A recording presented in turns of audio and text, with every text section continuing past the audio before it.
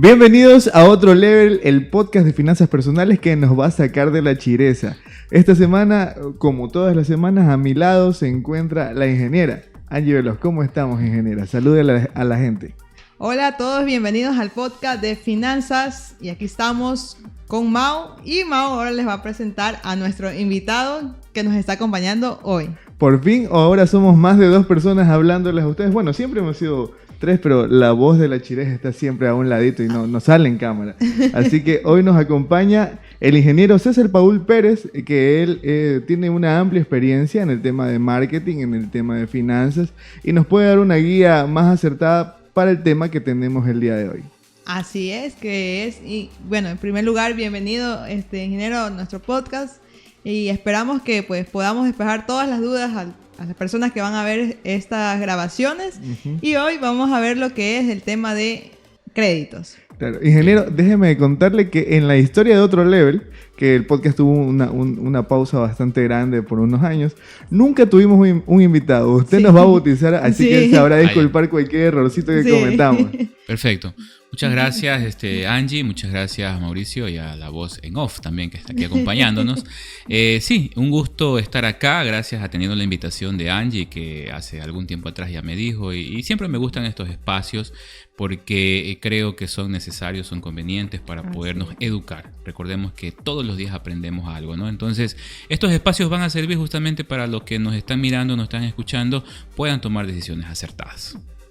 Correcto, así es, ingeniero. Nosotros estamos bien agradecidos por aceptar esta invitación y por compartir sus conocimientos y su larga experiencia en temas importantes de la finanza, como este caso es de los créditos. Así que... Claro. Por años yo creo que los emprendedores han tenido el problema de meterse en créditos y no saber cómo pagarlos, y se generan muchas dudas alrededor de esta palabra, los créditos. Porque uno como emprendedor tal vez dice, no, pues cuando tenga una mejor computadora, cuando tenga esta herramienta voy a poder hacerlo. Y como el tiempo de trabajo me va a llevar muchísimo tiempo trabajar para poder lograrlo, creo que es buena idea pedir un crédito a una entidad bancaria y endeudarme. Entonces vamos a ver algunos mitos, algunos errores que comete la gente al solicitar un crédito. Así es. Bueno, mire, como para empezar, ¿no? Yo he manejado ya estos temas y regularmente siempre empiezo diciendo lo siguiente. Cuando hablamos de la palabra crédito, tiene una semejanza a lo que significa confianza, ¿no? El crédito es igual a confianza, ¿verdad? Algunos hemos utilizado frases como, por ejemplo, yo le doy crédito a tus palabras. Quiere decir que le das confianza a lo que estás diciendo, ¿no? Esa persona tiene crédito en lo que dice. Entonces, cuando hablamos de crédito, justamente hablamos de eso, de confianza, de merecer la confianza. Que en este caso, la confianza la otorga la entidad financiera, ¿no? Porque confía una X cantidad de dinero, confiando pues obviamente en que la persona lo va a poder devolver. Para ello obviamente hay filtros, análisis que se hacen, se revisan para determinar si se va a poder pagar o no, ¿no? Pero claro, la situación ahorita de momento también que vivimos va a darnos factores adicionales que muchas de las veces no estaban en la jugada, como en algún momento antes de la pandemia nunca nadie para un crédito consideró como un factor exógeno, externo, que puede existir una pandemia. Ahorita, cuando se analiza un crédito, pues ya se lo mira como una amenaza. ¿Qué pasaría si? ¿Qué pasaría si no? Probablemente hasta los desastres naturales ya son tomados en cuenta, pero antes de la pandemia nadie se imaginó que podía suceder realmente. Eso, ¿no? Claro. Entonces, ahorita igual con el tema, digo yo, esta pandemia de la inseguridad que tenemos, quizás hace un tiempo atrás no nos imaginábamos poder tener este tema de vacunas, que termina siendo también un factor bastante grave y que puede matar un negocio, puede un negocio ir a la inspección, que es parte del proceso, ya hablaremos de eso, y está bien el negocio, ¿no? Pero en la tarde llegan mismo los extorsionadores y se cerró el negocio. Y probablemente con un crédito recién dado y en realidad, o sea, ahí te enfrentas a una realidad de cómo lo pagas. Claro, desde el año 2020 el mundo cambió totalmente en diferentes ámbitos y ese es uno de los ámbitos más importantes. A mí me gustaría lanzar la pregunta para la gente que nos llega a ver en Facebook o en YouTube. ¿Cuál creen ustedes que es el peor error al momento de pedir un crédito? Esa es la pregunta que ustedes nos van a responder y nosotros al final del programa pues también trataremos de responderla. Angie, empecemos entonces con las preguntas. Listo. O con la pregunta que hiciste ahorita, o sea, que lo dejen en los comentarios para poder luego leerlos. Sí. Y respecto a lo de que, retomando el tema de la pandemia y la inseguridad, creo que cuando uno hace un análisis en su análisis FODA, nunca en su vida se imaginaba poner desastre natural. Bueno, tal vez desastre natural, pero una pandemia mundial es algo que nadie lo consideraba. Pero ahora en los análisis sí o sí va. Aparecen, claro, aparecen. Angie, que conoce mucho de esto también, pues no, los famosos FODA. Entonces, claro, antes del 2020 nadie tomaba en consideración una pandemia, nadie tomaba en consideración la situación actual de inseguridades, de vacunas, de terrorismo y toda la cuestión que hay, ¿no? Estamos viviendo un momento bastante complicado. Yo, como un poco familiarizado con el tema de la banca, puedo ver pues que algunas cosas van cambiando, el análisis también va cambiando, porque el banco, pues hay que considerar algo, el banco presta un dinero que tiene de los depositantes, ¿no es cierto? No es que es la plata del banco, del dueño. El banco lo que hace es amasar los valores, y que obviamente estos valores que son captados por depósitos en ahorros, por pólizas, los presta, o sea, los capta a una X cantidad de interés para que va a pagar y los presta a otra X cantidad de interés. Entonces, tiene que ser cuidado. Entonces no puede existir irresponsabilidad por parte de los bancos, porque luego tenemos situaciones como las que vivimos en el año 2000, ¿no? Entonces de ahí vienen cosas como, a ver, temas, recién lo pasamos hace un año y medio, algo así, ¿no? Que tuvimos el paro y que muchas personas, los sectores sociales, pedían que la moratoria, el que no se pague a los créditos de $5,000, $10,000, y bueno, afortunadamente, digo yo, por un lado, era la banca pública, Ban Ecuador, me acuerdo, no dio paso a, por ejemplo, a la moratoria de montos de $10,000 ni nada, porque se ponía en riesgo el patrimonio técnico. Hay que considerar que no es el Estado, o sea, son los ciudadanos los que están, son dueños de esos recursos. Entonces, hay que ser muy responsable. En el tema financiero, en el tema de la banca, hay que ser muy responsable en el tema de los dineros. Y respecto a eso, algo que queremos saber es ¿cuáles serían esos factores que una persona debe conocer, ya sea un emprendedor o alguien particular, antes de hacer un crédito? ¿Qué conocimientos debe saber? Bueno, yo creo que ahorita hemos hecho un avance importante. Por ahí estaba leyendo que se quiere hablar ya de la educación financiera en las escuelas. Yo parto desde ahí. O sea, me preguntas qué cosas, yo considero que eso. O sea, tenemos que empezar a nuestros niños, empezar a hablarles de ahorro, empezarles a hablar del dinero, de cómo hacerlo. Probablemente ya nosotros que estamos adultos, no digo que no podamos corregir, ¿no? Pero ya no hemos tropezado, ya la vida nos ha enseñado, pero a nuestros niños necesitamos formarlos. Necesitamos, creo que es muy importante, si esta decisión se mantiene en firme, poderlo hacer. Y es ahí también donde entra la banca. La banca, las cooperativas manejan un sistema en el cual tienen un espacio de educación financiera, tienen una persona en la que pueden dar charlas, pueden dar capacitaciones. Entonces puede afianzarse mucho este tema, porque solamente el conocimiento podrá sacarnos de esa situación en la que vamos, ¿no? Que cada vez estamos más endeudados. Pero si empezamos a formar a nuestros niños desde pequeños, ¿no? De que hay que cuidar, que hay que ahorrar, que de pronto hasta pareciera innecesario poder regalar un chanchito, una alcancía, para enseñarles el tema del ahorro, inculcarles el ahorro, ¿verdad? Alguna vez yo leí por ahí un plan de ahorro empezando el año, ¿no? De que vayas ahorrando $1 por cada semana que va pasando. Primera semana, $1. Segunda semana, que es la segunda, $2. Tercera semana, $3. Y el año tiene 52 semanas, estarías en la última semana ahorrando $52. Es decir, que al final tendrías ahorrado ya como $1,300, $1,400. Qué interesante. Una actividad muy sencilla, pero qué difícil de hacerla. Probablemente las primeras semanas sí las cumplen, ¿no? $1, $2, $3. Que son las más hasta cierto punto, claro. Exacto. Después ahora, de la 16ª para ya adelante, ella, porque es semana a semana, pues, ¿no? Claro, después 15, en la semana número 20 se chuta, o me compro un pollito asado o ahorro los $20. Ya, entonces se hace fuerte. Y la gente dice, por eso trabajo, me lo merezco. Y se van con sus pollitos en vez de ahorrarse esa plata. De ahí, bueno, tenemos el tema de la disciplina, ¿no? De poder hacerlo. Bueno, creo que, como digo, un punto importante es eso, fomentar en nuestros niños este tema de educación financiera. Otro tema que necesitamos revisar es, tratar de aún en las cosas más pequeñas, poder ser cumplidores, poder cumplir a tiempo nuestras deudas, nuestros pagos, qué sé yo, la luz. Siempre comento esto como anécdota, ¿no? Cuando uno va a una institución financiera, dentro de los requisitos que te piden una planilla de servicio básico, ¿verdad? Sí, siempre. Okay. Hasta para abrir una cuenta, de hecho. Correcto. La planilla no es por saber si está tu nombre o no, o si el medidor está tu nombre o quién la paga. Simplemente es para verificar un tema de ubicación, de dónde estás ubicado el domicilio, ¿ok? Ahora, hay que tener mucho cuidado también con esto. Es como una anécdota, ¿no? Porque cuando uno lleva la planilla de servicio básico, o sea, luz, agua o teléfono, ¿qué pasa? La planilla puede llegar y puede decir ahí fecha de pago inmediata.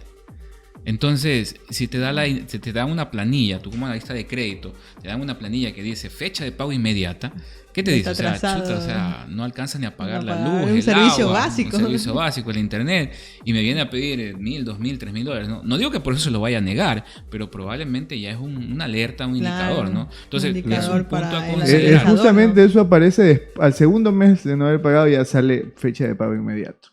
Claro, entonces, hay que tener, pues digo, en lo más mínimo cuidado. Entonces, son parte de las cosas que se necesita tener, ¿no? Pagar las deudas al día, sean esto también casas comerciales, como por ejemplo todos los almacenes que ahorita te dan crédito hasta directo, los que venden electrodomésticos, los que venden ropa, todo eso ahorita se reporta, ya no se llama central de riesgo, sino que se llama buró de crédito, que es un sistema de información donde todo un conglomerado de empresas reportan a las personas que están con deudas, tanto vencidas como al día. ¿Ya? Cumples 18 años y empiezas un poquito a hacer tu vida comercial, financiera, ya apareces en el buró de crédito. El famoso buró de crédito. Correcto. Entonces, la cosa es cómo apareces. ¿Apareces bien, o sea, como un buen pagador, o apareces mal, como un mal pagador? El comportamiento aparece ahí.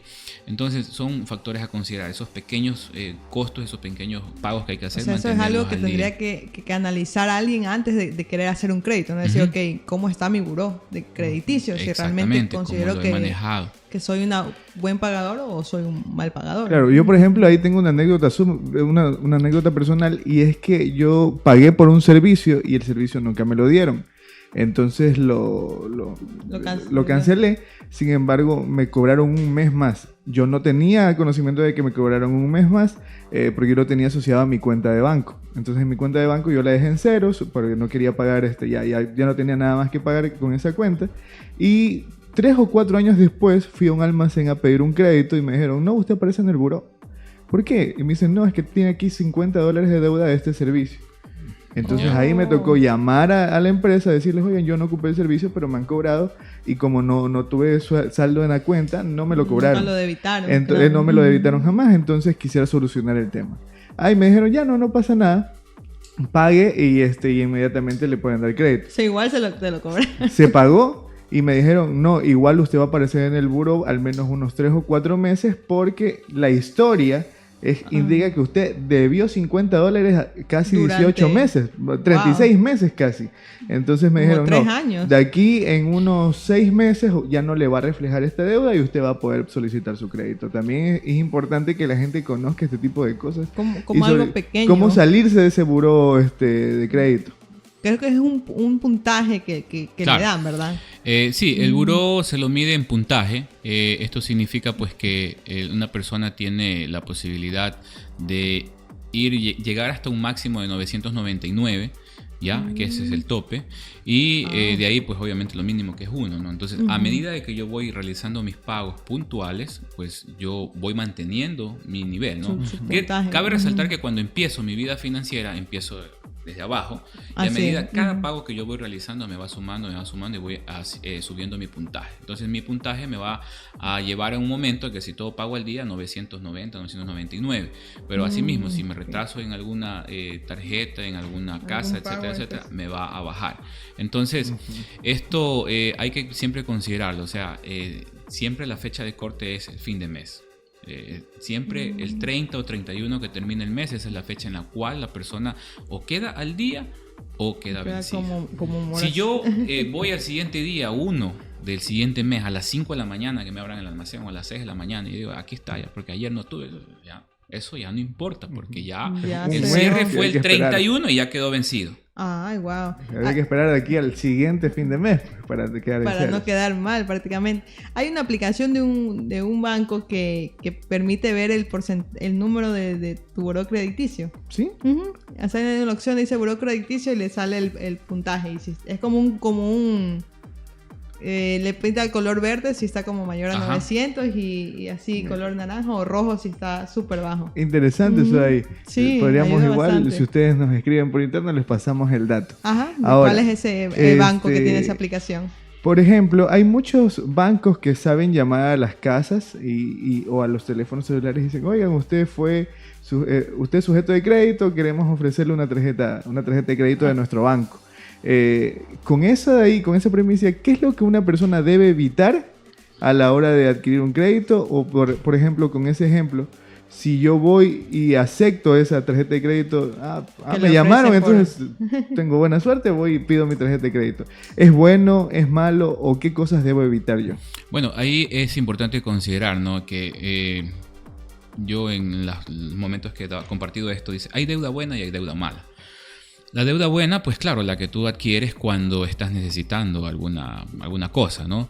Y quizás la deuda mala, la que te impulsa, simplemente por un gusto, por un momento, porque no pensaste, si pasaste por una boutique y dices, esa blusa la necesito, ¿verdad? O esos zapatos, pero la verdad, tienes zapatos, tienes blusa, entonces en tu presupuesto quizás de ese mes, porque estás ganando fijo, ¿no? Y no entras nada de comisiones ni nada, ya tu sueldo está al tope. Entonces evitar esos gastos innecesarios, probablemente, ¿no? Ya sí obligatorio, por ejemplo, se me dañó la cocina y obviamente no tengo en qué cocinar, me queda otra opción, comer en la calle, que también me cuesta y es más caro. Y la otra es comprarme la cocina. Claro. Entonces ya es algo obligatorio, o sea, ya obligado. Entonces va por ahí la situación. En realidad evitar esos gastos innecesarios, ¿no? Esas compras compulsivas que luego estamos arrepentidos, ¿no? De que chuta. El momento se disfruta, después cuando llega el corte de la tarjeta y... Claro, hay mucha gente que Ahí dice, viene solamente porque está en en la promoción mente. o porque está barato, me lo llevo. Y lo comentábamos la semana pasada, que por ejemplo en el Claro. tema de los zapatos, dicen, tú vas con la idea de comprarte unos zapatos Un par porque de los zapatos. necesitas y ves, si los compras te llevas el otro a mitad El de otro a precio. mitad de Pues me precio. lo llevo también. Tal vez Sí. un poco de manera impulsiva y no pensando que esos 30, 40 dólares extras Más. no Claro. estaban en tu presupuesto. Así es, no estaban considerados. Y eso Pero como está barato y está en promoción, me lo lo llevo. lleva. Dice. O sea, más que todo es el tema del control de las compras compulsivas, tener autocontrol, de ser disciplinado, que es algo Claro. que hablaba el ingeniero. Entonces, eso creo que respecto a la pregunta que hizo Mau, voy a hacer otra pregunta. ¿Es bueno obtener un crédito o es malo obtener un crédito? Bajo la misma premisa, ¿no? Si en lo que yo voy a invertir me va a sumar o no me va a sumar. Ejemplo, bueno, yo tengo un negocio y de pronto mi negocio necesito ampliarlo, ¿verdad? Porque Porque si está yo yendo súper amplío, bien voy y a todo. poner unas mesas. Claro, entonces significa de que mi productividad va a aumentar, mis ventas, etcétera, ¿no? Pero claro, yo tengo mi negocio o probablemente soy empleado y le saco un crédito porque quiero hacerle los 15 años a mi hija, ¿verdad? O porque Ok. decidimos que este año toda la familia nos vamos de Muy bien. vacaciones. Entonces ya sería una deuda un poco mala, porque Sería mala, así yo mis es. ingresos no los voy a subir. A diferencia del primer ejemplo, que si tengo un negocio y digo voy a botar esa pared para que me entren 4 mesas más, 5 mesas más, o sea, voy a incrementar ventas. Entonces voy a Así. mejorar mis ingresos para poder entonces sí pagar el crédito del que estoy pidiendo. Entonces por ahí. Igual Así lo otro estaría atado también al hecho de que lo mismo, ¿no? ¿Es necesario o innecesario? Sería Y analizar la eso, gente ¿no? que pide un crédito para pagar otro crédito, también yo creo que lo podemos meter ahí. Claro, por supuesto. Para pagar Regularmente deudas. se vuelve un círculo vicioso en el cual se está haciendo, ¿no? Lo pedí para pagar uno anterior y ya de aquí ya no avanzo y entonces voy a pedir el otro Y pide y otro, estoy así. Indiscutiblemente hay algo, ¿no? Las tasas de interés aquí en el Ecuador sí están un poco altas, ¿ya? Pero eso es técnico de todas maneras. Es decir, hay que saber esto. Los bancos o las cooperativas, más que todas las cooperativas, trabajan con el dinero que captan de las personas en pólizas. ¿ya? Ok. Cuando usted tiene dinero y usted quiere decir, bueno, voy a ver si dejo una póliza, ¿verdad? Usted quiere que le paguen lo más alto, ¿no es cierto? El porcentaje. Claro, sí. o sea, que le paguen un 20 si es posible, ¿no? Las cooperativas que son las que más pagan el 9, el 10% anual. Así es. Ya, entonces, ¿qué pasa? Si la cooperativa capta recursos al 9%, por darte un ejemplo, esa cooperativa no es que el dinero lo tiene guardado, lo capta es para volverlo a prestar. Entonces, Sí, de ahí sí. que si ya capto alto, obviamente no voy a poder prestar bajo, porque viene un costo financiero. Entonces, si yo No es te negocio. pago el 9% anual, yo no lo puedo prestar esa plata al 10 o al 11. Entonces, ahí viene una situación en la cual la gente pide que le paguen tan... Yo que me ha tocado, porque cuando he trabajado en la banca, a veces las personas van con la idea de que quieren dejar en póliza y quieren que les paguen un 10% mensual, ¿no? Y ha habido casos donde, pero y esto es anual, 9%, o sea, por eso mejor tengo la plata en la casa, o sea, sí, pero es que la gente no entiende la connotación de que, ok, quieres que te paguen más, un 10% mensual, significa que entonces la tasa de interés que se tiene que cobrar en créditos tiene que subir. De ley, o sea, Claro, no, si no, hay- no es negocio no es para la negocio, banca. no es negocio. Claro, una sería cosa negocio, afecta claro. a la otra. Correcto, o sea, pero hay que entenderlo, ¿no? Que obviamente esto es parte, ya sí, es algo técnico, es algo profundo, pero que son cositas que sí les podemos enseñar a nuestros niños. Entonces ahí voy a lo que ya conversábamos. De La educación financiera desde la escuela. Claro, yo Sí creo que es. el principal concepto que deberíamos entender aquí es que la plata del banco no es plata No es del del banco, banco, es no es plata del empresario, de del todos dueño, los nada. usuarios que Así es. conforman Tienen esa sus entidad ahorros. bancaria, claro, que han confiado ahí para guardar su dinero o que mes a mes les depositan su sueldo o la gente que pone O su los póliza jubilados también o que los tienen sus jubilados, pensiones. exactamente.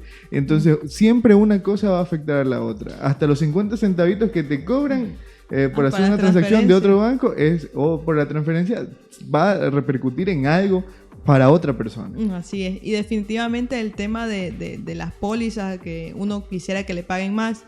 Si quisiera obtener más dinero con el dinero que ya se tiene, pues ahí sería lo que es la inversión, ¿no? Algún negocio Ajá. que genere un retorno un poco más alto de la tasa que ofrezca la banca o la entidad bancaria al poner en póliza el dinero. Ahora, deberíamos hacernos la pregunta si a nuestros niños les están enseñando esto. Yo creo que a algunos sí, a otros no, dependiendo de las escuelitas también. Ahora, O los padres de familia por ejemplo, en a ti en casa el también. colegio o en la universidad te enseñaron algo en relación a economía. En la universidad sí, pero escuela y colegio no. A mí en primero de bachillerato, yo estudié en colegio particular, ahí me enseñaron una materia que se llamaba economía y yo recuerdo que lo único que me enseñaron fue a identificar los documentos. Este es un cheque, este es un pagaré, este es una Ajá. factura, O tú la llenar tienes, una factura, tú la tienes que llenar ver así y un tal, pero cheque. jamás me enseñaron como el tema de los créditos, el tema del débito, el tema de cómo manejar el dinero y tal. tarjeta Y de mira que no son crédito. cosas, o sea, sí, bien es cierto, son técnicas, pero tampoco son difíciles de entender. Claro, es O sea, algo que como si se las científico. explicamos, no, por ejemplo, ahorita hice esta comparación rápida, no, ok, nosotros captamos dinero a X cantidad y lo tenemos que prestar. Se entendió de por qué la tasa de interés no puede ser tan baja, o por qué a la póliza no te pueden pagar un 10% mensual. Rapidito. Así es. Y son cosas que a todos en algún momento de nuestra vida nos afectan. A partir de que tú ya empiezas tu vida comercial, ya sea trabajando para alguien o sea emprendiendo, tú ya inicias a pagarle al Estado, tú ya inicias a tener que estar cerca de este tipo de conceptos. Por ejemplo, ahora mismo la gente no entiende qué significa que el IVA va a subir al 15%. Claro. O esto que está diciendo la Asamblea Nacional, que efectivamente lo pueden subir hasta el 15% hasta el 2026, pero que luego se baja al 13%. La gente no entiende y no sabe cómo le va a afectar esto en su vida diaria. Ajá. Entonces, ¿por qué? Porque no hay una educación financiera ni en el hogar ni en las escuelas y al final terminamos repitiendo ciclos de nuestros padres o de nuestros abuelos en materia financiera. Claro, Por ejemplo, hay un dato que algunas personas lo saben y las personas que han ganado la lotería lo saben aún más, y es que las personas que ganan la lotería muy rara vez o casi nunca pueden mantener estable su economía. Inclusive cuando ganan la lotería, una vez que se terminan ese dinero, están peor que al principio. Que antes de haberse la ganado. Algunos dicen, chuta, esto fue una maldición que me cayó haberme ganado esta plata. Pero es porque no tenemos esta inteligencia financiera Así es. adquirida pues en nuestros años más La jóvenes. sabiduría de saber administrar bien ese premio que se ganó, porque imagínense, no cualquiera se gana la lotería todos los días. ¿sabes? Claro. Tiene que pensar bien qué va a invertir para que ese dinero que se lo gana un día le pueda pues aportar para toda la vida. ¿Cuál sería el escenario ideal y cómo sé yo que soy apto para ir a buscar un crédito financiero? A ver, el tema del buró es un tema confidencial, pero por ejemplo, actualmente regulado lo tiene Servipagos, que uno puede con un valor de $5 o $6 lo que vale, pides tu buró de crédito y sabes cómo estás, ¿no? Con eso tienes un indicador de, o sea, ya para saber si puedes acudir a un banco, más o menos tener una idea a quién le debes, cuánto debes o dónde estás vencido. Eso. Entonces, por ahí puede ser esto, ¿no? La otra parte de la pregunta era... ¿Cómo saber si en mi situación es ideal para yo ir a pedir un crédito? Ya. Bueno, podemos hacer una lista, ¿no? De nuestros ingresos versus nuestros gastos, ¿verdad? Y en qué voy a invertir yo ese dinero. Como ponía el ejemplo, ¿no? De pronto de un local, si tengo que botar la pared porque quiero poner 5 mesas más, entonces hago el cálculo, ¿no? Suma, resta o multiplico cuánto me estaría ingresando por esas 5. Claro. Si no lo tengo así, y por ejemplo, ¿no? Lo que tengo es, porque soy empleado, mi sueldo es X cantidad, que ya lo sé mensualmente cuánto me llega, ¿verdad? Sé ya cuánto gasto en comida, en todo eso de ahí, y sé cuánto me puede quedar de remanente o estoy al tope. Entonces la idea es, ¿me sirve o no me sirve? No me va a servir, porque yo probablemente no voy a coger ese dinero para invertirlo en algo, sino porque se me ocurrió que voy a comprar muebles, o sea, ya si mis ingresos están al tope, una deuda más me va a significar que voy a sobreendeudarme y voy a estar luego en el jueguito de sacar aquí para pagar acá, que la tarjeta hace el avance y así para tratar de maniobrar, pues, ¿no? Como en un circo, como estar maniobrando de esa manera para no caer, para no quedar mal, pero que a la larga termina siendo pues un círculo vicioso, termina siendo una bolita de nieve y que va a llegar el momento en que se cae. Por ejemplo, si yo tengo, y tú me podrías ayudar ahí, si yo tengo un restaurante y me está yendo mal, y tal vez pienso, no, pues si compro más mesas y más utensilios de cocina y mejoro un poco más el restaurante, puedo irme mejor. Es tal vez un juego de azar ahí, claro, porque no sabemos si ya pides el crédito, cambias las mesas, mejoras el local, compras más utensilios. No sabemos si te va bien, porque no sabemos identificar cuál es el primer problema. Así es, eso justo iba a decir. O sea, sabes realmente cuál es la razón por la cual no te está yendo bien. Puede que tú puedas cambiar toda la infraestructura, pagas al mejor diseñador de interiores, pero el problema es la comida, la sazón. Entonces era cambiar el chef o cambiar la receta. O también puede ser la atención y uno invirtiendo dinero en cambiar mesas, sillas, infraestructura. Entonces yo creo que uno está apto cuando sabe cuál es el problema que tiene y está consciente que para poder solucionarlo tiene que pedir un crédito. Yo creo que ahí uno estaría apto como para ir y solicitar y llenar todos los documentos. Identificas qué necesidad tienes y de acuerdo a eso, pues, como dijo Angie, puede que el problema esté en atención, puede que esté en el personal, en la comida, que no necesariamente lo solucionas con dinero, sino de que simplemente cambiando un poco el chip en las personas, quizás con un poco de capacitación en servicio al cliente, o que tome un curso, aunque sea que vea en YouTube el cocinero para que mejore la sazón, no sé. Pero igual no necesito $10,000 para cambiar algo en mi restaurante, necesito 1,000 o 2,000. Exacto, es que a veces eso también es importante, cuando va a hacer un crédito, poder hacer unos cálculos y saber, ok, realmente cuánto voy a necesitar, no pedir exagerando, porque al final es algo que tengo que pagar más los intereses. Otra de las cosas que también los errores comunes es que regularmente, o sea, no sabemos cuánto es nuestra ganancia en los negocios. También por no hacer el buen cálculo, o sea, todo es al ojo nada costeo. Más. Claro. Todo es al ojo, o sea, simplemente haya X cantidad y punto, ¿no? O sea, necesitamos saber en nuestros negocios cuánto realmente es mi ganancia y entonces hacer el comparativo de si lo que yo tengo como utilidad en realidad me alcanza para poder cubrir una cuota o para poder pagar ese porcentaje de tasa de interés que me va a salir de más, ¿verdad? Porque de pronto yo voy a pagar un 19-20% anual en el crédito que estoy pidiendo, pero mi ganancia es apenas un 10%. Si yo soy emprendedor, entonces las cuotas. Si yo soy emprendedor, entonces podría ser un muy buen primer paso pedir una asesoría contable o una asesoría financiera antes de irme a pedir los documentos. Claro. Ya que estamos, puedes solicitar a la ingeniera. Ya que estamos Deje también. Su número Contáctenme. Si quiere incrementar sus ventas, también puede promocionar nuestro podcast Otro Level o cualquiera de los podcasts que tenemos en Background Studios. ¿Cuál es la entidad bancaria que me puede dar la mejor tasa de interés para el crédito que yo quiera realizar? Perfecto, muy buena pregunta. A ver, para ello es importante conocer que dentro de lo que es el crédito hay diversos sectores, diversas formas de hacer un crédito. Entre ellos tenemos el crédito de consumo, el microcrédito, tenemos el crédito de vivienda, tenemos, o también llamado inmobiliario, ¿verdad? Entonces son los más comunes, los más usados con los que se trabajan los bancos, las cooperativas. Depende, o sea, de lo que yo quiera realizar. Digamos, pongamos este escenario que yo quisiera montarme un emprendimiento y necesito hacer una pequeña inversión, pero no tengo todavía los fondos necesarios para poder arrancar con ese proyecto. Ajá. Hay, por ejemplo, ¿cuándo es un crédito de consumo? En algunos casos, bueno, la teoría nos lleva a que tiene que ser de acuerdo a la fuente de ingresos, ya, pero en otros casos, en las políticas internas hay ciertas flexibilidades. ¿Cuándo es un crédito de consumo? Cuando yo soy empleado en alguna institución, ¿verdad? Y mi fuente de pago es el sueldo que yo tengo. Entonces, únicamente ahí el salario. Es consumo. Ajá. Indistintamente también de que de pronto yo lo quiera, es que voy a sacar esto para poder invertir, crear un negocio, ponerme un negocio, un restaurante, un bar, etcétera, etcétera, ¿no? Entonces, ¿por qué? Porque mi fuente de pago va a ser actualmente la que va a ser evaluada y es a través de mi trabajo, de mi salario. Por medio del salario. ¿Ya? Lo otro sería quizás darlo como micro, pero como emprendimiento. Pero los bancos, las cooperativas no dan crédito para emprendimiento. El único que daba, o no sé si se mantiene dando, era Ban Ecuador, ¿no? Pero cuando hablamos de emprendimiento es ahí donde hay una posible traba que se dice, pero que yo lo veo más bien es como el temor que existe, obviamente, porque sabemos que, bueno, el emprendedor no nace de momento, pero no hay una historial.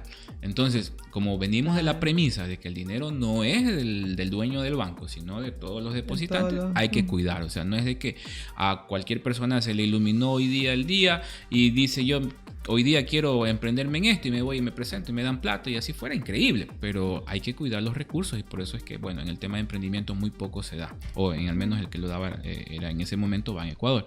Entonces, eso. Entonces, el crédito de consumo se maneja de ese modo. El microcrédito, cuando yo tengo mi microempresa, que puede ser cualquier tipo de negocio, sastrería, una tienda, etcétera, etcétera, que sea negocio, ¿verdad? Y mi inversión obviamente es para eso. O directamente aunque, como digo, con políticas internas de pronto lo ven de otro modo, pero su fuente de pago es el negocio que tiene. Entonces eso va como micro. Ahora, regularmente el crédito de consumo está en un 16%. El microcrédito, hay algunas regulaciones, otros dependen del nivel de ventas, etcétera, pero fluctúa entre un 19 y 22%. De tasa de interés. De tasa de interés anual. ¿Okay? Y tenemos otro que es el crédito inmobiliario de vivienda, que ese es netamente, tiene que existir la compra-venta, ¿verdad? O quizás la construcción de la vivienda. ¿Ya? Entonces, esa figura me permite tener entonces una línea de crédito inmobiliario o de vivienda donde la tasa de interés sí es un poco más baja. Y de ahí vienen parámetros como, por ejemplo, hay ahorita el famoso BIS, vivienda de interés social, el crédito BIS que le llaman, que la tasa de interés es del 4 o 5%, algo así, ¿verdad? Interesante esa tasa de interés. Y tiene ciertas condiciones también. Entonces siempre en el crédito inmobiliario va a ser más barato, un poquito más barato. Lo normal está entre el 9, el 10% u 11% de pronto, ¿no? Pero tiene que cumplirse esa condición, que debe ser para compra y venta de vivienda, ¿no? A veces la gente confunde y dice, porque me preguntaban, cuando estuve más involucrado en la banca, me llamaban, me escribían, Paul, ¿y si yo hipoteco? O sea, es que la hipoteca es solo una garantía. O sea, yo les decía, bueno, sí, vas a hipotecar, pero porque el monto es alto y porque la normativa lo exige. Pero no es porque tú me hipotecas te voy a dar una tasa más baja. Porque para que sea inmobiliario y tener una tasa más baja tiene que cumplirse la condición de que exista compra-venta o que sea una remodelación, construcción, etc. Ahí va bajo la línea de inmobiliario y obviamente la tasa sí es un poco más económico y el plazo quizás es hasta más largo. Y hay otro crédito que también es el famoso PYMES, ya que es un crédito que también se trabaja mucho, pero tiene condiciones de que la persona que lo solicita debe de ya tener unas ventas superiores a $300,000 y las tasas van entre el 9, 10 o 11%, que son tasas preferenciales. ¿Por qué? Porque obviamente ya un pymes ya es más ordenado en su contabilidad, ya es una persona un poco más fortalecida y se trata de apoyarle con una tasa más económica. El crédito micro, ¿por qué es más caro? Porque es más riesgoso. Porque el emprendedor hoy día tiene el negocio y claro, no sabemos qué le pasa mañana, le duele el pelo, se le quebró la uña y ya desaparece. Entonces, ese es el riesgo que se corre y la tasa de interés obviamente es más alta. O sea, a mayor riesgo siempre va a ser mayor tasa de interés. O sea, el banco, pues, la entidad bancaria asegura que, claro, por los por los depositados que pueda recuperar. Claro, siempre por eso la tasa es alta. En el crédito, una de las cosas que se mira es el cómo se va a pagar. En qué se va a invertir y cómo se va a pagar. Cuando uno le ingresan documentos y uno va a analizar, uno mira esas dos partes primeras. En qué se va a invertir y cómo se va a pagar. A veces personas tienen la idea de que, oiga, es que yo voy a hipotecar mi casa. Bueno, su casa puede costar $1 millón y puede estar pidiendo 100,000, 10 a 1. Pero a mí me interesa es cómo va a pagar los 100,000. Pero es que está mi casa. Sí, pero es que con la casa yo no hago nada. La casa, para yo poderla rematar, lo que sea, voy a pasar un proceso larguísimo. Y la banca lo que le interesa, o el banco lo que le interesa es saber cómo usted va a hacer para no quedarme mal y poder recuperar el dinero. Una solidez. Son dos cosas diferentes. Entonces, lo que pasa es que a veces la gente piensa que porque ya su garantía es 10, 20 a 1, no tienen que preguntarle nada. Y no es así. Depende del flujo de siempre que se tiene revisa el cliente. El destino de la inversión y cómo se va a pagar. Ahora, ingeniero, ¿es bueno vivir endeudado? O sea...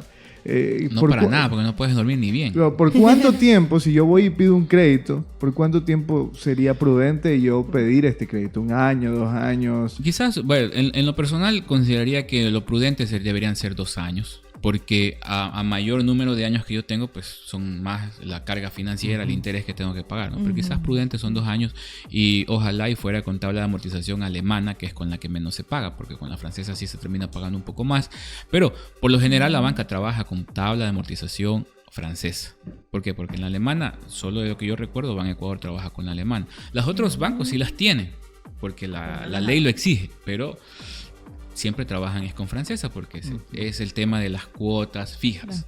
Pero depende también del cliente, que él diga, no, yo quiero trabajar con la alemana. Tal vez pero a veces la política interna dice, no, es que la cooperativa, es que el banco trabaja así y si usted se pone en esas condiciones no le vamos a poder ayudar. Entonces te llega un punto donde dices como cliente, chuta, no me van a dar el crédito, ya, pues lo acepto a la final, ¿no?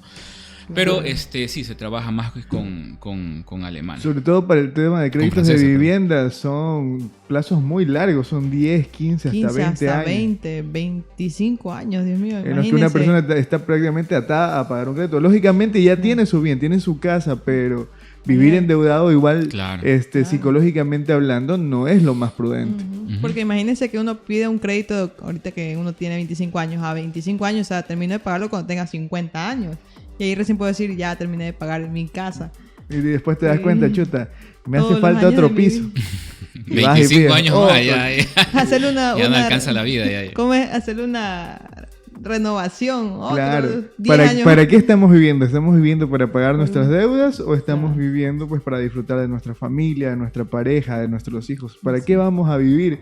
Yo creo que es importante que todas estas cosas se cuestionen antes de ir de comprometerse a un crédito y por muchos años, porque como dice el ingeniero, tiene toda la razón, o sea, 2 años es prudente porque 5, 10, 15 años uno no sabe si depende de un trabajo que no pueda tener ese trabajo, después pueda perderlo. Claro. Y entrando a eso viene mi pregunta de ¿qué pasa si yo tengo un crédito, estoy comprometida a pagar un crédito y me quedo sin trabajo, siendo que yo dependo únicamente de mi trabajo y no tengo otros ingresos? A ver, ahí hay 2 puntos de vista y voy a hablar de los 2 puntos de vista porque es una pregunta bastante interesante. Por un lado, por el lado de la banca.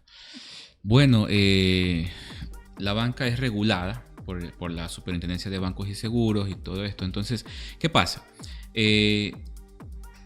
Los pagos que se hacen de los créditos tienen una calificación interna y al banco es calificado. Entonces, si el banco genera mucha cartera vencida, pues obviamente va a estar en el ojo del huracán, por decirlo así, y obviamente puede ser observado, intervenido. Entonces por eso la banca intenta recuperar los recursos, porque tiene una calificación que es mensual y trimestral y semestral y anual por parte del organismo de control. Entonces por eso es que se hace la recuperación del dinero, porque digo por este lado de la banca, ¿no? Porque la gente regularmente no lo entendemos y oye, ahí tenemos, ¿cómo es que dice? Que no le encuentran a Fito y que los manden aquí. A los de la YES. A buscar lo que lo van a encontrar. ¿Ya? Claro, porque eso es lo que se encuentran. Pues. A los de la ganga, a los de tía. Pero por esa razón. Porque porque lo encuentran. A ver, desde el punto de vista de la banca, claro, porque tienen que cerrar bien su calificación, porque tienen que cuidar el dinero de los depositantes, ¿no? Eso como punto de vista de banca. Ahora, desde el punto de vista de persona, claro, hay que entender, pues, me pasó algo, no tengo cómo pagar y cómo hago frente a esa situación. No es que no quiera pagar, sino que realmente no tengo cómo pagar. Pero lastimosamente, o sea, en esa parte intermedia no hay algo en lo cual se puede decir, bueno, se va a entregar una moratoria, deje de pagar un año y de ahí vemos, o cuando ya usted tenga, o sea, eso no, porque al banco tampoco le perdona el organismo de control que tenga cartera vencida. Claro. ¿Y cuáles son estas consecuencias que puede tener una persona al no pagar un crédito? Yo tengo entendido que en Ecuador ya la gente no va detenida por deuda. Claro. Ajá, lo que pasa ahí es que lo primero es reportado en el buró de crédito. Lo segundo es que ya su vida financiera se va terminando, porque ya al hecho que está reportado en el buró, ya los demás bancos e instituciones pueden ver pues y ya no le van a dar crédito en ningún lado. Y esto se lo hace también como medida de que, bueno, el hecho de estar reportado lo llevará al cliente en algún momento a que pague la deuda. O sea, es como un convenio ya entre todas las instituciones de que, bueno, quizás a ti te está debiendo, pero cuando quiera hacer conmigo, yo le voy a obligar dentro de los requisitos a que pague. Porque me he topado casos de que, por ejemplo, deben a Claro $50, $20 y se les ha dicho, bueno, para ayudarles, pague eso. O sea, indirectamente terminamos siendo como un ente de cobro para esa otra empresa que mejore su cartera vencida. Claro. Y así funciona el tema del buró de crédito. Entonces, una de las razones es eso, o sea, las consecuencias de eso, está reportado en el buró y su vida financiera prácticamente se va a acabar. O sea, cerrar las puertas en el tema de querer crédito en cualquier otra institución, en cualquier otro banco, inclusive hasta casas comerciales. Wow, y eso ahí que las cuotas se siguen incrementando también. La mora, por intereses de mora. Claro, costas judiciales, va a terminar inclusive en una demanda, que no va a terminar en la cárcel, pero puede llegar inclusive a la insolvencia, que ya hablar de insolvencia es que no puede ni siquiera votar. Wow. O sea, te limita totalmente tus derechos ciudadanos. Ahora, ¿qué pasa si existe el problema que no tiene solución, que es la muerte? ¿En Ecuador las deudas se heredan? ¿O qué pasa con esa deuda que generó una persona que ya no está viva? Bueno, si el deudor no tenía garante, pues ya se vuelve en una deuda irrecuperable para la institución, o sea, ya sería una pérdida. Si el deudor, la persona que se muere, el deudor, tenía un garante, pues el garante continúa con la deuda porque por algo es garante. Ahora, un punto importante, como decía en el capítulo anterior, hace unos minutos nada más, no tenemos esa parte intermedia. ¿Cuál es esa parte intermedia? Debería, como existe creo que en Estados Unidos, un seguro de quiebra, ¿no? Debería existir. Pero ¿eso qué va a pasar? Que va a encarecer el crédito. Va a encarecerlo, ¿no? Porque, o sea, alguien tiene que pagarlo. Se lo recargan al crédito, me debería, imagino. A la aseguradora. Para poder tener ese crédito con tantas facilidades que la gente quiere, que los emprendedores quieren, que los artesanos piden, que los pescadores y todo el mundo pide, ¿no? Yo fui funcionario público y sentarse en una mesa de diálogo era que todo el mundo quería. Y quería por poco más con la cédula y que vayamos con los saquillos de plata y toma de una vez y así de fácil quieren. Pero para eso debería existir algo que diga, bueno, o sea, si usted no paga, yo estoy acá, o sea, un tipo de seguro. Pero no lo quieren porque eso encarece el crédito. Claro, es que tampoco la entidad bancaria no puede prestarle a ciegas no se puede dar así nomás. Entonces son cosas que es entendible que la gente no lo comprenda porque no se le amplía el conocimiento en todas estas cosas, en todas estas formas, ¿no? Mira, yo voy a tocar un tema aquí, lo voy a traer a colación que siempre lo tengo acá. Cuando yo fui funcionario, ¿no? Hemos vivido dos remisiones de intereses en el extinto Banco de Fomento. Yo lo viví porque estábamos ahí al lado con una oficinita que quedaba para el Banco Fomento de deudas que se comenzaron a refinanciarse, pero no eran multas, intereses, todas costas judiciales y todo, solo capital nada más. Bueno, perfecto. Eran gente que tenía 10, 15 años y el banco comenzó a llamar y todo, y hasta los del Midubi llegaron ahí y todo. Deudas de años, solamente el capital les vamos a volver, como quien dice, a refinanciar, a licuar de nuevo, pues solo capital. Le vamos a dar 2 años de gracia y le vamos a dar interés del 5%. Ok. O sea, por un lado sí, aplausible, celebrable, de que por años esa persona estuvo mal y ahorita le dan la oportunidad de pagar, no sé, sí, está bien. Pero aquí viene algo, y es lo que no se pensó. Y que bueno, o sea, yo analizaba y decía, o sea, esto nos cuesta a los ecuatorianos. ¿Por qué? Porque esa persona que no pagó, al menos si era con el Estado, con el banco, extinto Banco de Fomento, generó un pago de sueldo del que le dio el crédito, del que le aprobó, del que cuando no empezó a pagar, pagaron un cobrador, de que se iniciaron costas judiciales, que el banco terminó pagando a los abogados en sueldos, en honorarios, etcétera, etcétera, y que luego la asamblea dijo, bueno, de una, se borraron, y la gente, celebraba, qué bien, y toda la cuestión. Pero ¿a quiénes nos costó eso? A nosotros, ¿no? Entonces, o sea, pagamos las consecuencias, muchos de beneficio de unos pocos. Y te cuento lo peor quizás de esto. Yo estaba ahí, pues, y luego veía de 2-3 meses que el compañero, porque estaba a cargo de esto, otra vez comenzaba a llamar a esa misma gente que ya se le refinanció, que se le reestructuró, porque estaba vencido. O sea, atrás de que le dieron todas las facilidades. Ahora escúchame, les dieron al 5%, 2 años de gracia. Y si tú vas a pedir un crédito, o sea, como emprendedora, ¿no? Como emprendedor, te prestan en el mejor de los casos van a Ecuador 15-16%, y si es agrícola 12% de lo que está. O sea, y el que estuvo en mora le dan gracia de 2 años y le dan al 5%. O sea, no veo claro, que sea lo justo, correcto. ¿Por qué? Porque a la final, o sea, es una persona que ya tuvo un problema, o sea, y se le da un beneficio y aún así, como te digo, o sea, después de eso, 3, 4, 5 meses, otra vez lo vi a mi compañero nuevamente con su listita llamando. Llamándole que estaban en mora. O sea, es un tema cultural. Ya es un tema de que muchas de las veces la gente, perdón los que me están escuchando, se quiere aprovechar. Entonces, yo sí estoy de acuerdo en que se apoye, por ejemplo, con estas medidas, pero quizás a los nuevos, a los que dicen, bueno, se le ve el buró y está bien. Por ejemplo, luchamos quizás nosotros en el día a día de pagar nuestras deudas. ¿Y qué beneficio tenemos? Ninguno. Claro. Ninguno.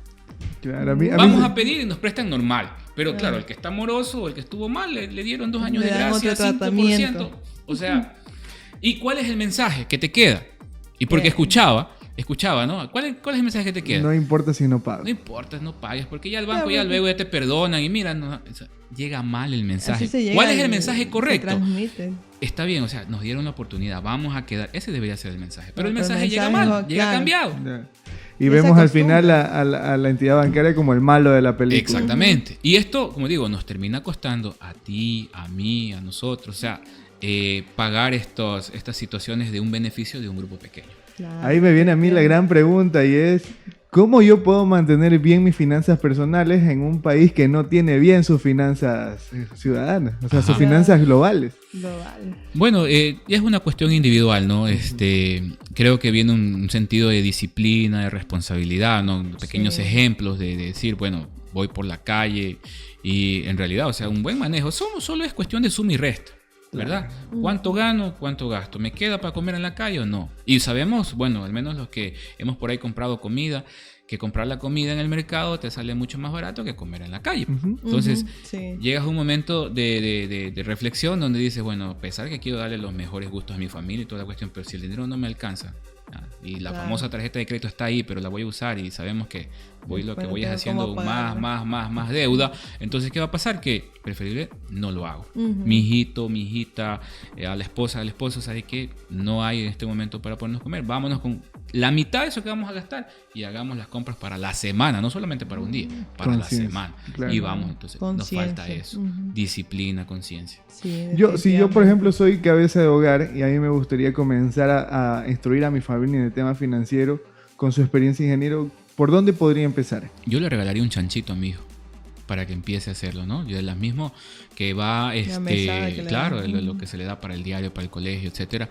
Y luego, o sea, de preferencia que no lo gaste en esas cosas de comprar tecnología y toda la cuestión, es algo que realmente le sirva, que le sea útil, ¿verdad? Porque a veces sí, tenemos la posibilidad de hacerlos ahorrar, pero cuando ya tienen el dinero ahorrado, ya que cómprame la Play, que cómprame esto. O sea, los diamantes para el Free Fire. Ya, los juegos para el Play que lo compraron. Entonces, que cuestan como $40 creo cada uno. Claro, entonces terminamos haciendo gastos suntuarios. Igual, por un lado le queremos enseñar que ahorre, pero por otro lado le decimos gasten lo que quiera. Entonces, como que no tiene mucho sentido. Ese es otro también, cuando uno ahorra, ya veríamos en otro podcast, para qué estoy ahorrando. Siempre es bueno fijar las metas para qué estoy ahorrando.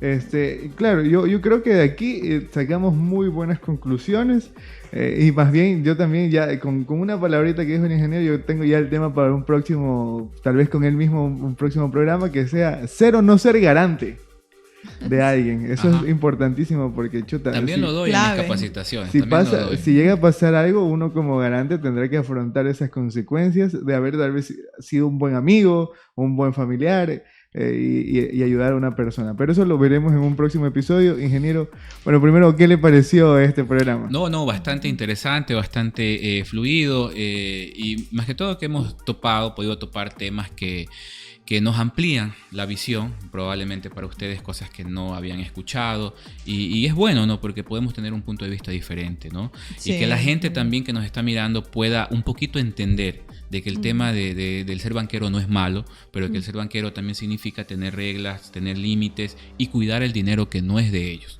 Es por eso que no se puede dar el dinero así como digo, ¿no? De que llegas y ya tome, venga con un saquillo, lleve. Porque hay que cuidar, como porque es de los libre. Depositantes, claro, es de los depositantes y los bancos se deben a los depositantes. Claro, ellos también aseguran ese dinero. Por eso uno tampoco debe prestar. Claro. Y para eso están las entidades bancarias.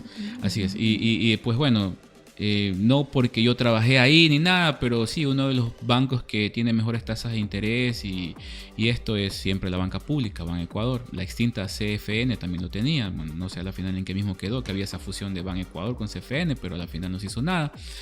El famoso crédito del 1%, que fue un cumplimiento de campaña, que a la final se lo hizo, no en la medida que se necesitaba, porque a la final $5,000 a 30 años es condenar a la gente también a que pase endeudado toda la vida por apenas $5,000, cuando la deuda histórica con la agricultura o con el sistema agropecuario es bastante grande. Usted que sabe de temas de negocios, o sea, un bananero con $5,000 ni siquiera cuarto de hectárea. Una hectárea no me está costando claro. 30,000. Entonces, una hectárea. Este tipo de créditos sí tienen que mantenerse con una tasa. Esa es la subvención que necesitamos hacer al agro para pagar esa deuda histórica que hay. Porque cada gobierno te dice, vamos a poner la mirada en el campo, vamos a que si los agricultores que nos dan de comer y todo, pero no hacemos en realidad nada. Este gobierno que pasó quiso hacerlo, pero fue poco en realidad, porque los que conocen de negocio aquí como la ingeniera, como digo, $5,000 no le alcanza ni para un cuarto en banano ni un cuarto de tierra. Y así en los diversos cultivos, pues no. Entonces lo que se necesitan es tener tasas bajas, pero hagamos una inversión bastante fuerte, bastante grande para volcar al tema tecnológico, inclusive para mejorar la productividad. Sí, definitivamente. Bueno, hemos tenido un muy buen programa. Yo he aprendido muchísimo y también yo estoy seguro de que la gente que nos ha estado viendo y escuchando también lo ha hecho. Ingeniero, unas palabras finales ahora para la gente que ve el programa completo.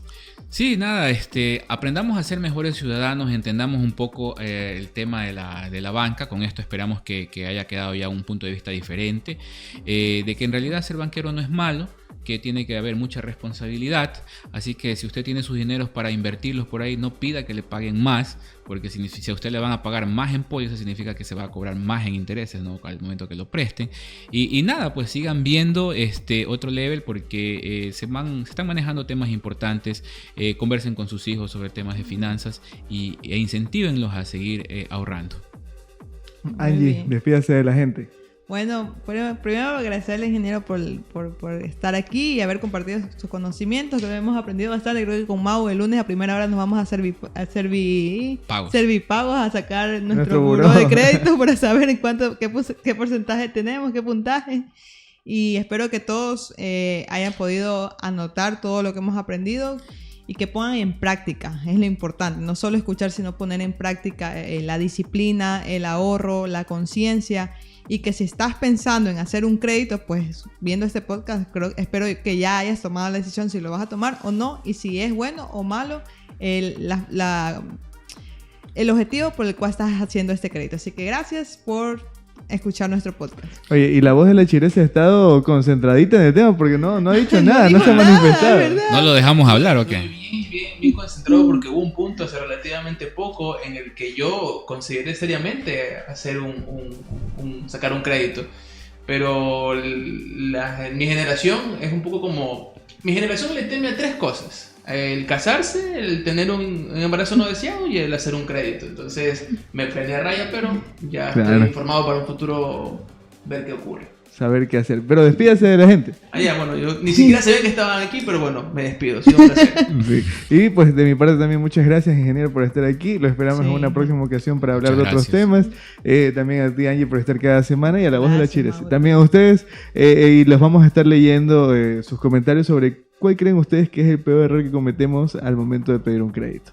Esto fue Otro Level y nos vemos la próxima semana. Chao, gracias. Chao, gracias.